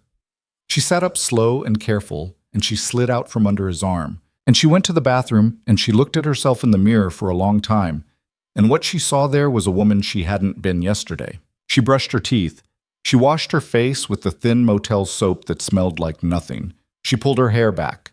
She came out of the bathroom and she found her phone on the carpet where she had left it the night before, and she did something she had not done in 4 days. She turned it off. All the way off. Held the button down until the screen went black, and then she walked it over to the duffel bag Caleb had carried up from the van, and she opened the bag and she buried the phone at the bottom of it, under her jeans and her thermal shirts and the paint-stained notebook she traveled with, and she zipped the bag shut. When Caleb woke up, she was sitting cross-legged at the foot of the bed, watching him. "Creep," he said, without opening his eyes. "Morning, Foster. How long have you been awake?" "An hour. Maybe 2. He cracked one eye. "And you've been staring at me the whole time." "Only the last 10 minutes. Before that I was brushing my teeth." "That's concerning." "Why?" "Because I don't think I brushed mine last night." She laughed. He groaned and covered his face with his hand. "Come here," he said, through his palm. "Gross. Come here." She crawled up the bed on her knees and she sat next to him, her hip against his. He didn't look at her for a second. He was just breathing, like he was reminding himself what the morning felt like. Then he dropped his hand and he turned his head and he looked at her, and she saw something happen in his face that she didn't have a word for, a soft caving in, like a man who had braced for one thing and been met with another. "Heart." "Yeah. I was a little worried you'd be gone." "Caleb, I was a little worried. I'm not gone." "I see that." She leaned down. She kissed him, on the mouth, once, the morning breath and everything, and when she pulled back, his eyes were closed. "I turned my phone off," she said, "all the way off. It's in the bottom of my bag." He opened his eyes. "Okay. I don't want to turn it on for a while." "Okay. I know what they're going to say. I don't need to hear it. Not today." "Okay. I just want today. I want the coast. I want to eat bad diner food with you. I want to walk by the water. I want to get the van back and drive it and sleep in it and wake up somewhere I don't know the name of. I want one more day of that before I turn the phone back on and everything starts." "Heart." "What?" "You can have the day." She let out a breath she hadn't known she was holding. "Okay," she said. "Come on, get up. Let's go find out about the van." Ruel had better news than he had any right to give. The parts were coming in that afternoon, not the next day, and if nothing else went wrong, he could have the van back on the road by late evening. He said it the way he said everything, without looking up, his head under the hood, the flashlight in his teeth. Caleb leaned against the garage doorframe with his hands in his pockets, and Lila stood next to him with her shoulder against his arm. And Ruel pulled the flashlight out and looked at both of them and did not appear to be surprised by the shoulder against the arm. "You two want to come get her after supper," he said. "I'll have her for you." "We can do that." "Hmm?" Outside on the gravel, Lila said, "He definitely clocked us." "Ruel clocks everybody. Do you think he approves?" "Hart, I don't think Ruel has approved of anything since about 1974. She laughed. She slid her hand down his arm and took his hand, which she had not done yet, and it was such a small thing that Caleb almost didn't notice, and then he noticed very hard. And he didn't say anything about it, but he squeezed her hand back, and they walked down the road that way, toward the water, like people had been doing in small coast towns for about as long as there had been small coast towns. They spent the day being nowhere in particular. They walked the narrow strip of pebble beach at the end of the road for an hour and threw rocks at the gray water, and Lila was terrible at it, which she refused to admit, and Caleb was good at it, which he refused to brag about. They ate lunch at the diner again because there was nowhere else. They went into the general store and bought 2 postcards, one for Emma and one that Lila insisted on sending to her sister, and they sat on the steps of the post office and wrote them with a pencil that didn't belong to either of them, which Caleb had swiped off Ruel's counter by accident. "What are you writing?" Caleb said. "To Nora? None of your business." "Hart." "Fine." She tilted the postcard toward him. It said, in her small, crooked handwriting, "I'm okay. I'm better than okay. I'll call you Sunday. Don't let Mom send anyone. I love you. L." He read it twice. "That's good," he said. "Yeah? That's the right thing to say." "Okay." She put a stamp on it. She walked inside the post office and she slid it into the out-of-town slot, and she came back out and sat down next to him on the steps, and she put her head on his shoulder, and they sat there in the cold for a while. "I used to be so good at this," she said. "At what?" "At being the person my family wanted. I was really good at it, Caleb. I was the good daughter. I wore the right clothes. I dated the right boys. I said thank you at the dinner table. They loved me when I was being that person. And I don't know how to tell you this, but I loved it too. I loved being loved. I loved being easy. I loved not being in trouble. And now I'm going to be in trouble forever, probably. Hart." "Yeah. People who love you for being easy don't love you." She was quiet for a second. "I know that," she said. "In my head. I know that. It hasn't gotten to the rest of me yet. It'll get there." "Yeah?" "Yeah." She slid her arm through his. "Tell me about your life," she said. "I am literally sitting on a post office step next to you. You've seen my life for 3 days. Not this life. Your regular life. The life I'm going to be. The life I'm going to know about. Tell me about the job. Tell me about Jenna. Tell me about... I don't even know where Emma goes to school. What does her kindergarten look like?" He took a long breath. And then, sitting on the steps of a post office in a town of 46 people, Caleb Foster told her about his life in a way he had not told anybody about his life in a year. He told her about the job site he was due back at, the old farmhouse he was gutting and rebuilding for a couple from New York, who thought they wanted the country life and would probably sell in 3 years, but who were paying him honest wages and treating him like a human being, which mattered. He told her about Jenna, his sister, who was 2 years younger than him, and had moved to Vermont to be near Rachel, and had stayed to be near Emma, and who was the kind of aunt who bought glitter notebooks for birthdays and let Emma eat ice cream for breakfast on Saturdays, and sent him pictures of it just to make him crazy. He told her about Emma's school, which was a small brick building with a flagpole in front of it, and a playground out back that had a rusted metal slide that Emma loved and that Caleb had privately decided he was going to replace at his own expense the summer before Emma started 2nd grade, if he could save up enough by then. He told her about Rachel's mother, whose name was Dorothy, and who brought a casserole every Sunday, and who had been the one to teach Emma how to braid. Lila listened. She listened the way he had been wanting somebody to listen for a year, and he hadn't known it until she was doing it. When he was done, he realized it was almost dark, and he was cold, and her arm was still in his, and she said, without lifting her head off his shoulder, I want to meet all of them. Heart. I know, not now. I know it's too early. I know all the reasons. I'm just telling you. I want to meet all of them, eventually, when it's time. Okay. You'd like Jenna, yeah? She's mean. She's meaner than me. She'd love you. Lila laughed. Come on, she said. Van time. Ruel had her running. He turned the key twice and the van caught on the second, and the engine settled into something that sounded a lot more like itself than it had the day before. And Caleb stood in front of it with his arms crossed, and he listened to it for a full minute before he let himself smile. How much? He said. $4.40. Ruel. $4.40. That's less than you said. Well, I was wrong. Ruel. Son, pay the man. Caleb paid the man. He had to use the card. He didn't have $440 in cash on him, not anymore, not after the motel. And he handed the card over reluctantly, and Ruel ran it on a machine that looked older than Ruel. And then he handed the card back, and he handed the keys over, and he looked past Caleb at Lila, who was leaning against the open passenger door of the van with her arms folded. And he said, Miss? Yes, sir? You drive safe tonight. We will. He went back into his garage. The bay door started closing before they'd pulled out of the lot.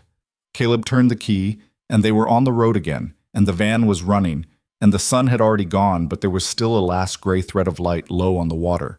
And Lila cranked down her window even though it was cold, and stuck her head out, just for a second.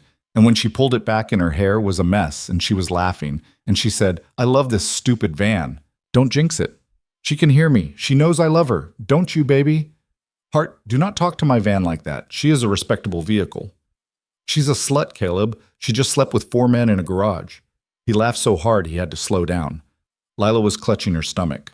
They drove up the coast. They didn't stop at another motel. They didn't need to. They drove until about 10 at night, and then Caleb pulled off onto a forest road that ran down toward the water and ended at a little turnaround with nothing in it but a picnic table and an old outhouse. And he parked the van and he cut the engine, and the only sound was the ocean, very close, somewhere past the trees. They went to bed in the back of the van that night, both of them, in the bed they had built her to have, and when she curled against his chest, she said very quietly, This is what I wanted. What? This? This exact thing, a van and a beach, and nobody knowing where I am. Hart, yeah, I know where you are. You don't count. Good to know. She laughed against his chest. They fell asleep like that, and when they woke up, it was morning, and the ocean was right there through the back window, and she made coffee on the little stove, and he made eggs, and they sat on the back bumper and ate them with a single fork that they passed back and forth, because he couldn't find the other one. And she said it was the best breakfast of her life, and he told her to stop saying that about every meal, and she told him to make her stop, and he kissed her, with egg on her mouth, and she laughed. They had 3 more days. They used them. They drove up into Acadia and they walked on wet trails and they stood on a granite headland with the wind hitting them so hard, Lila had to hold on to his jacket to stay on her feet. They slept in the van 2 more nights and in 1 more cheap motel when the weather turned bad. And on the second night in the van, she told him more about her family, the real version, the version she hadn't given him yet, the version with the older sister who had done exactly what the mother wanted and was miserable about it, and the father who had stopped speaking to Lila directly about a year ago because Lila's mother told him not to, and the grandmother on her father's side who had slipped $1,000 into Lila's hand at Thanksgiving 2 years ago and said, This is yours. Don't tell anyone. Lila still had most of that $1,000. It was in a bank account her mother didn't know about. It wasn't much, but it was hers. That's your start, Caleb said. My start of what? Your anything. Your rent. Your gallery. Your whatever it is. That's what starts look like. They look like $1,000 from a grandmother who believed in you. She was quiet. Caleb? Yeah. I don't want to go home. Hart? I don't. I don't want to go back to that house, next to yours. I don't want to unpack and pretend the week happened and then not happen anymore. I don't want to... Lila. Yeah. You're not going to unpack and pretend. I'm not? No. How do you know? Because I'm not going to let you. She started to cry. It was quiet, in the dark, in the back of the van, her face pressed against the front of his shirt. He didn't say anything. He didn't shush her. He let her cry, and he put his hand on the back of her head, and after a while she stopped, and she said muffled against him, "Okay. Okay? Okay. I'll come home, but not to pretend, to actually come home." Yeah. Caleb. Yeah. Emma is the first thing, always. I know that. I want you to know that I know that. I'm not going to walk into that house and decide she's my friend. I'm not going to decide anything. I'm going to wait for her. I'm going to let her decide things. You tell me what she needs, and I'll do it. Okay? Okay, Hart. I mean it. I know you do. I mean it. I know. They didn't talk for a while after that. She fell asleep against him. He stayed up a little longer, listening to her breathing, listening to the ocean, listening to a van that had almost given up on them 3 days ago and was now, somehow, the safest place he had been in a year. They drove home on Saturday. They did it in a long, slow day, crossing New Hampshire in the middle of it, stopping for gas twice, and lunch once at a place that sold fried clams out of a window. Lila turned her phone on somewhere near the Vermont line, and she let it buzz through its backlog of messages for 2 solid minutes while she stared out the window, and then she picked it up and she scrolled, and she scrolled, and she scrolled, and her face didn't change. Then she stopped scrolling. "Caleb?" "Yeah." "My mother found out what hotel I called from on Wednesday." "What?"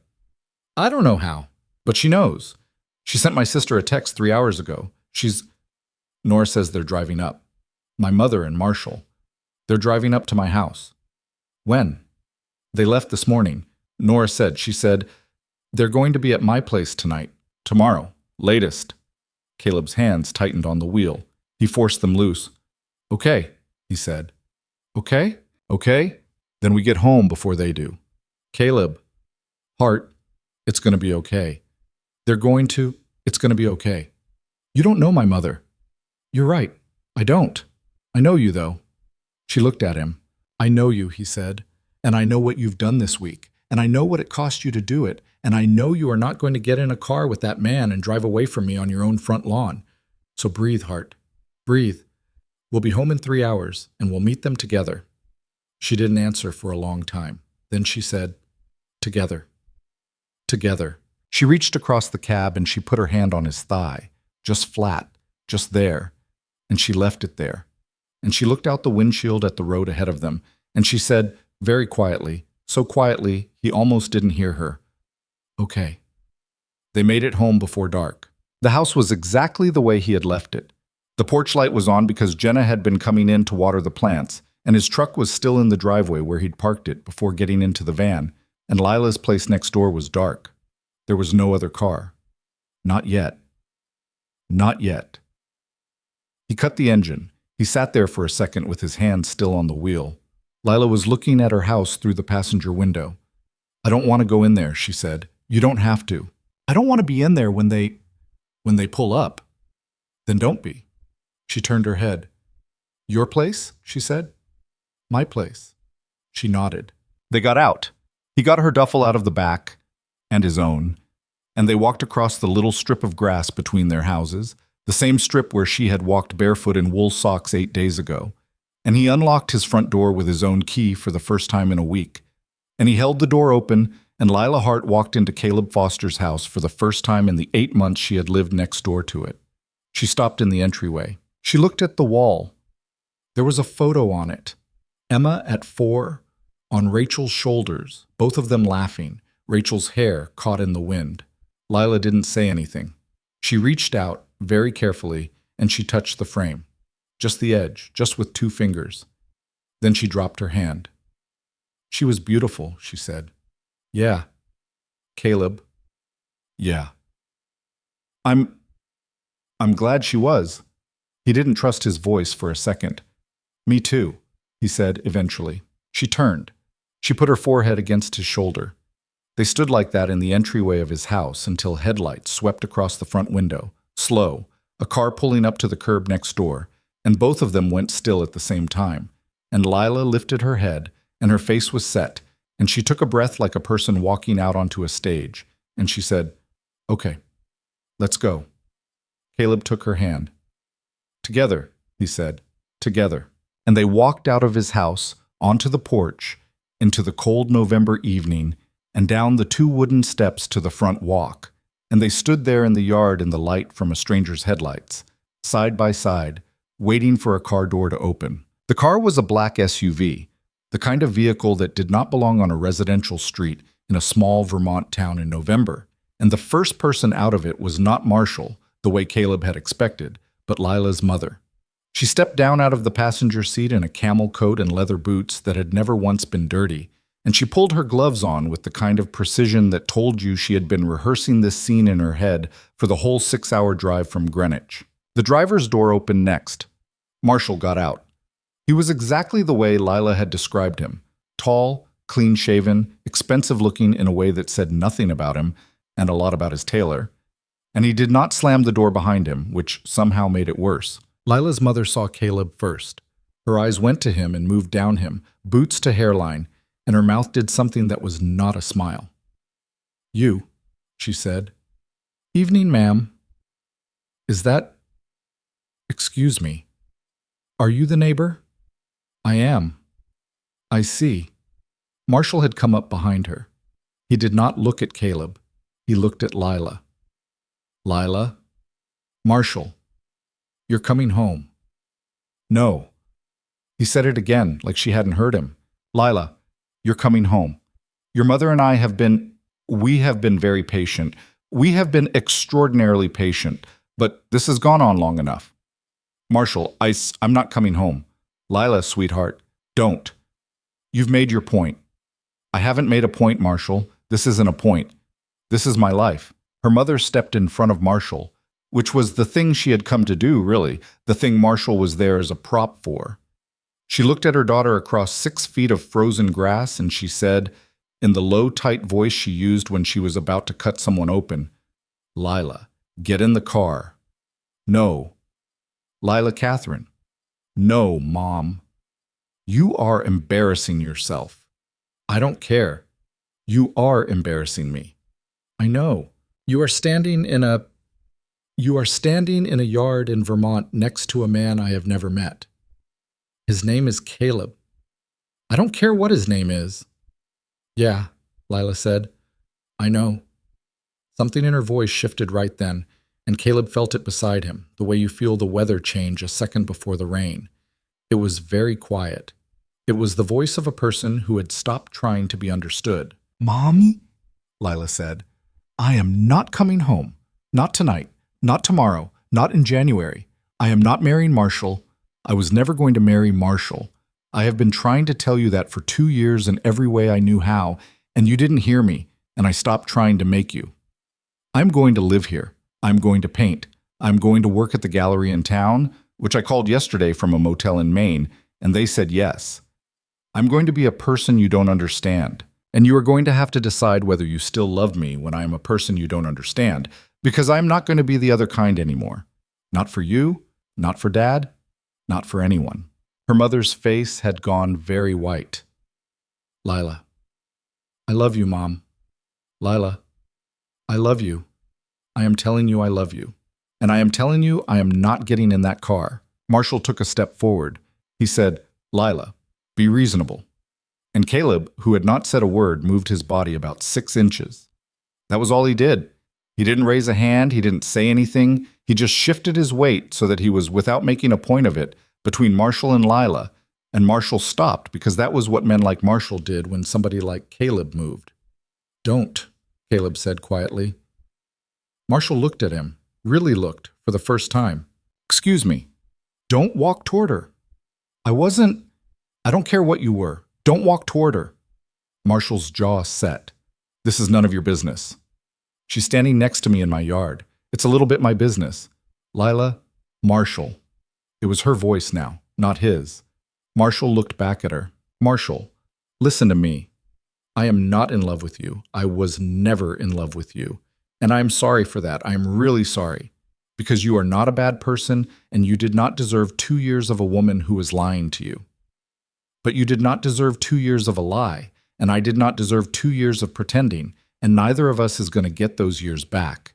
And the best thing I can do for both of us is stop. Right here. Right now. In this yard. I am sorry.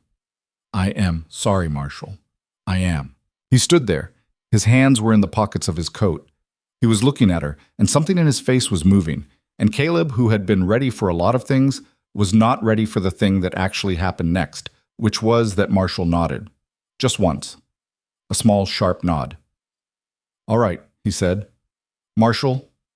All right, Lila. Okay. Okay. He turned to her mother.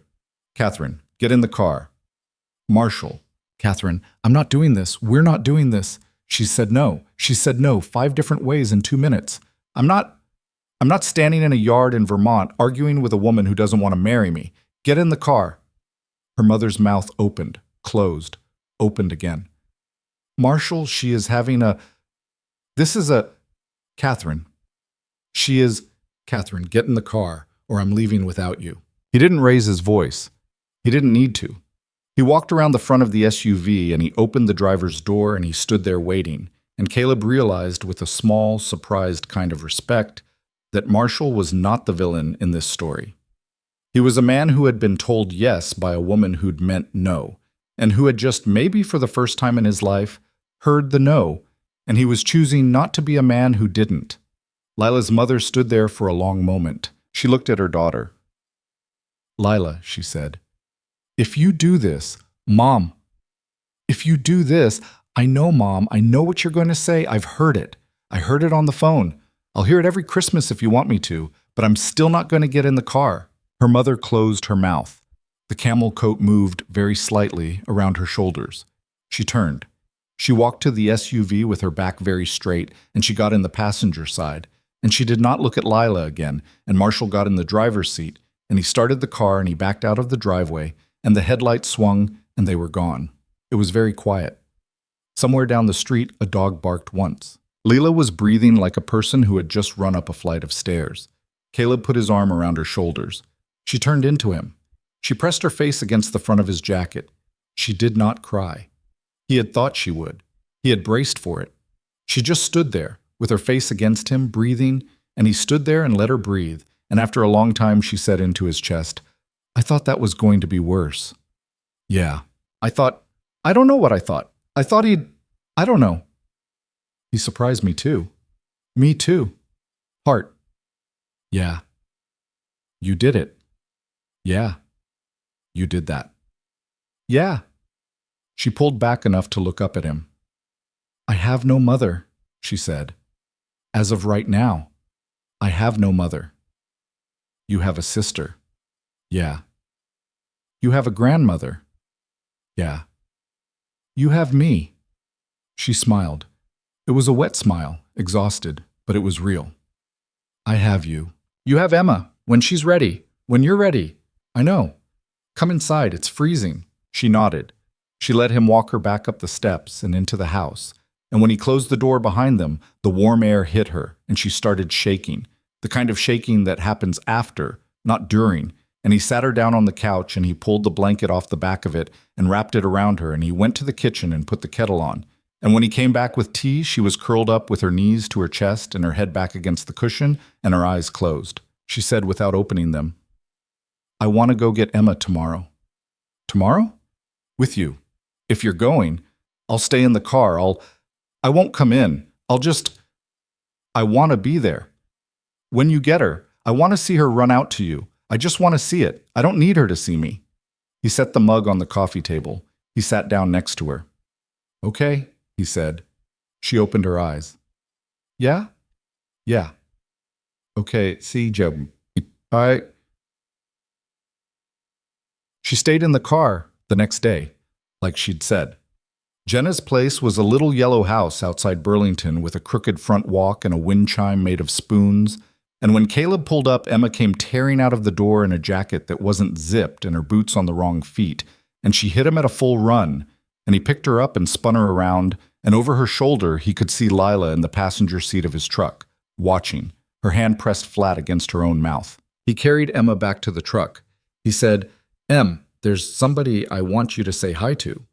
Emma squinted through the window. "Who is that?" she said. "That's Lila, remember? Our neighbor. With the paint on the mailbox? That's her." "Why is she in your truck?" "She's a friend, baby. She came with me to pick you up."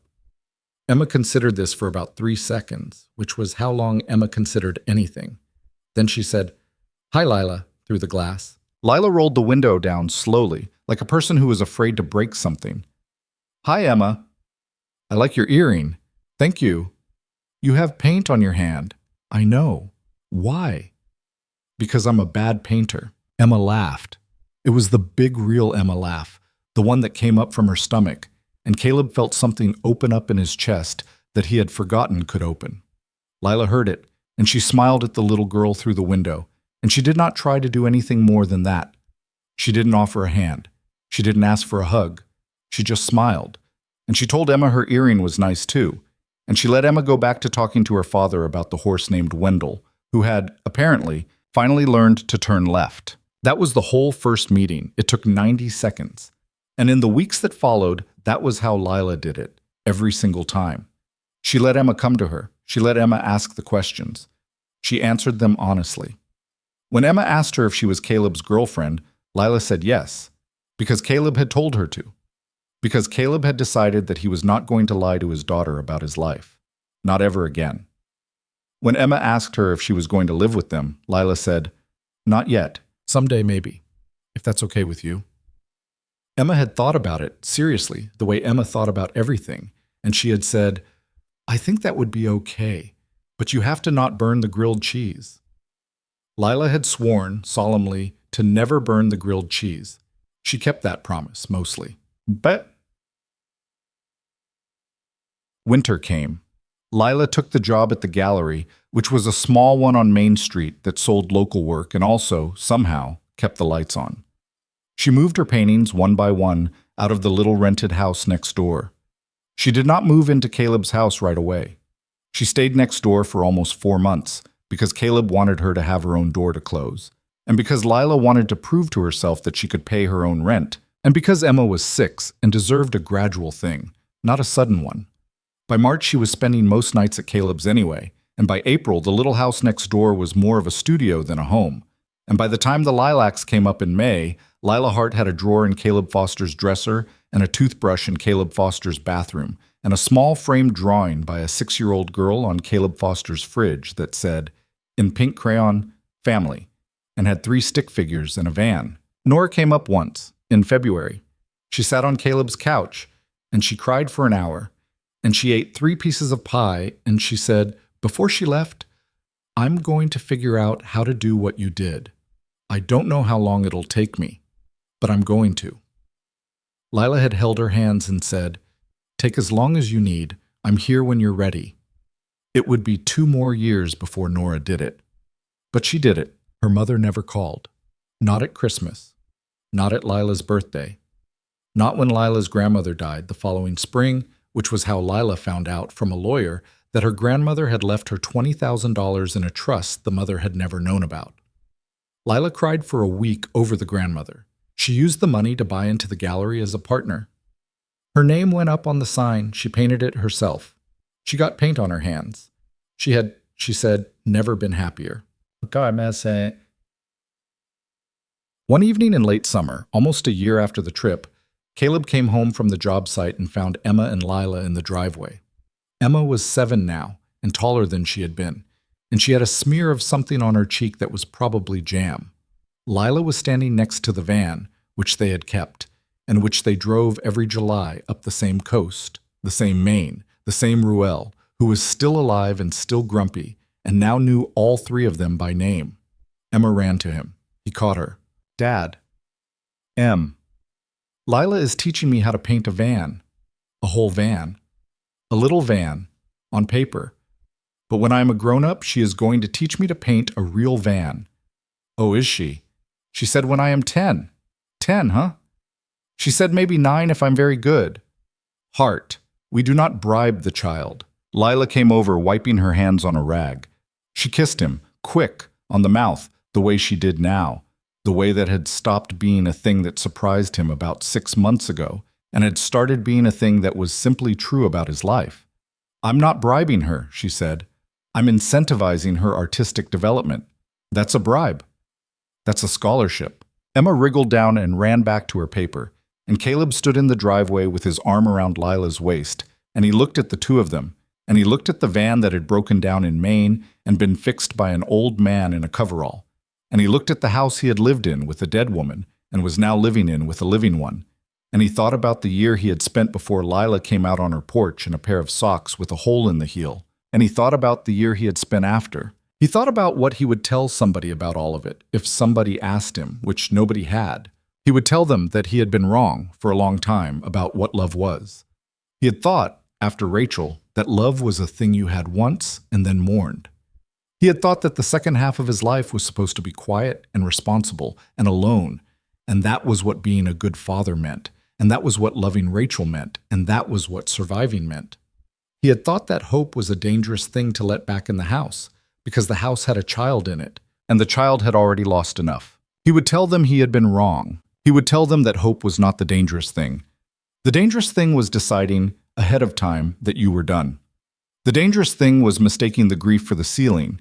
The dangerous thing was telling a 6-year-old, in 1,000 small silent ways, that her father's life had ended when her mother's had, because what kind of life was that for a child to grow up inside of?